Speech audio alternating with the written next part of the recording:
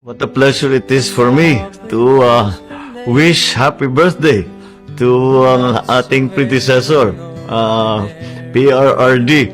Happy birthday to you, Mr. President. Ngayon, naintindihan ko na kung bakit kuminsan, nung presidente ka, napapamura ka. Now I know why. Pero huwag niyong inaalala, lahat ng magandang sinimulan ninyo, we will continue to work on it. We will continue to make sure that those projects that you started will be successful. And I'm glad that I am able to continue the good work that you started.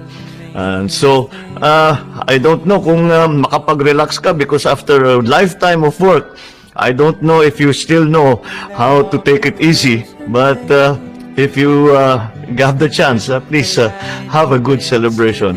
Happy birthday, PRRD.